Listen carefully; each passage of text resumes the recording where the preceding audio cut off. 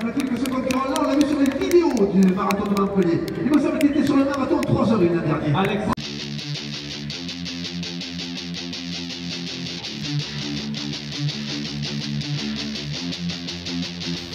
On est lundi, semaine 8.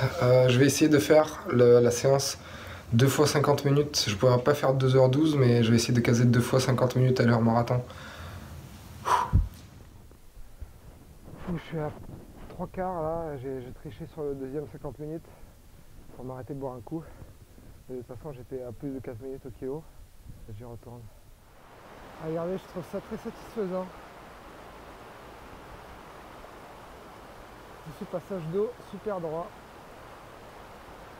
Aucune branche ou quoi qui obstrue le passage.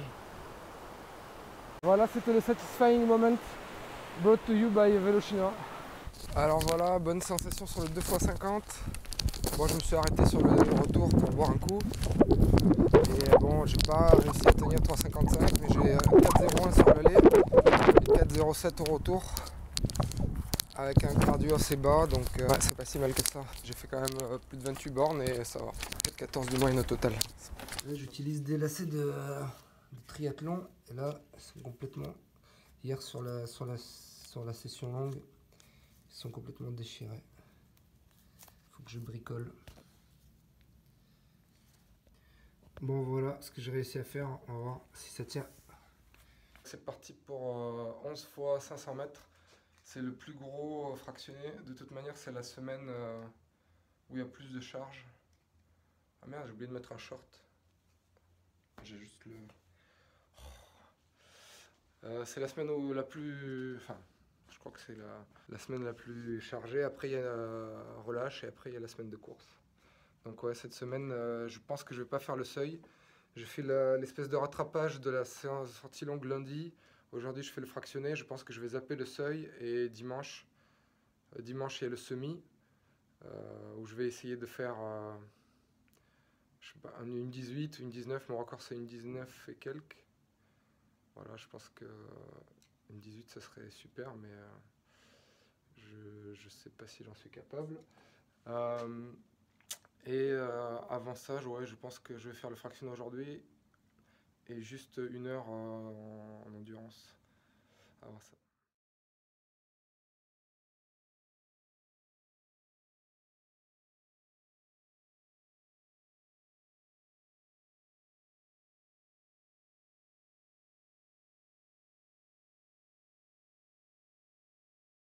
Salut, semaine 8, mercredi. Aujourd'hui, je suis super content parce que je vais faire une séance d'endurance 1 heure. Et avec les dernières semaines super chargées, j'ai pas trop eu le temps de faire des séances sans objectif d'allure ou d'intensité. Donc je suis vraiment content, je vais y aller vraiment très tranquille. Ça c'est sur le point côté positif.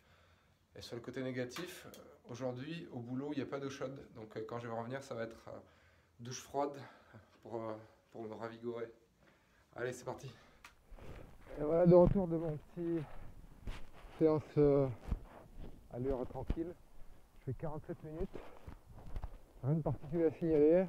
À part peut-être que le cardio m'a l'air de faire n'importe quoi. J'ai pas encore regardé la courbe, mais je me dis à chaque fois que j'évoque ça, j'adore le cardio optique.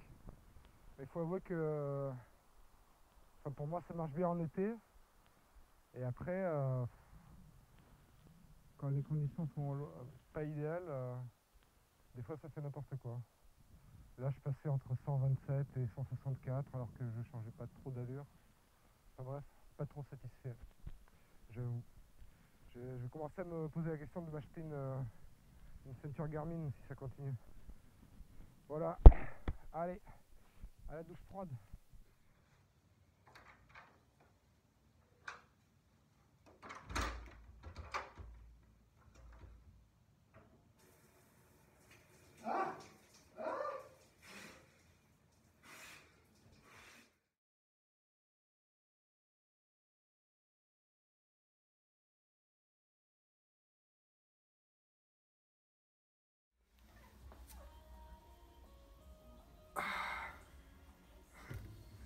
Le petit quadri qui travaille, qui fibrile, paraît-il. C'est le terme technique.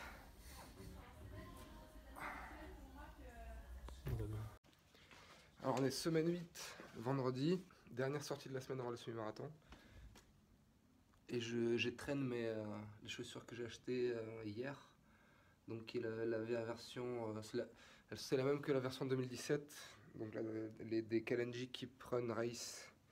Voilà, alors juste je l'ai trouvée un peu petite, donc j'ai remplacé la semelle par celle de mes anciennes.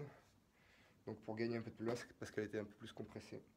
Voilà, et sinon j'ai oublié mon short, donc je cours avec ça. Bon, c'est un peu comme on va dire que ça passe pour une tenue de triathlon. Je vais faire juste 3 quarts d'heure, 50 minutes, et je me suis trouvé un segment pour tester mon allure semi, un segment de 3 km. Allez, c'est parti.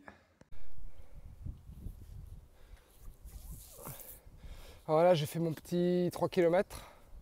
Je pense que j'ai à peu près tenu les 3,45, peut-être un tout petit peu plus. Il y avait du vent de face.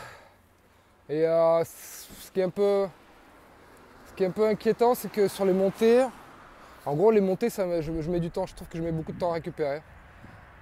Donc je chute de 5 ou plus secondes au kilo et il me faut un peu de temps pour récupérer. Donc il faudra que je fasse gaffe avec ça au marathon. Au semi, je pense que ça ira, il n'y a pas trop de montées, je crois. Donc voilà. Et je retourne au boulot à allure de récup. Et les chaussures, ça va, enfin là, pas trop de surprises. Je pensais juste que la taille était pas bonne, mais visiblement, je pense que c'est des 44 que j'avais l'année dernière, que j'avais acheté. Je sais plus exactement, vu que je les ai perdus. Mais ouais, c'est un modèle que je connais bien. J'étais en train de me dire que j'avais eu 4 paires de Keep Run Race.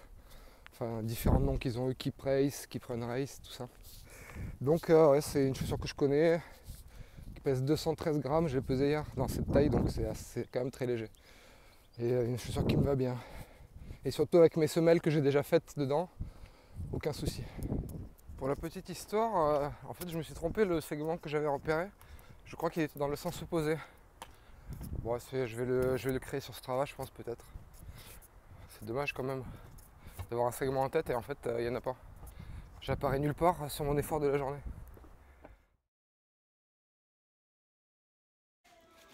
Deuxième impression,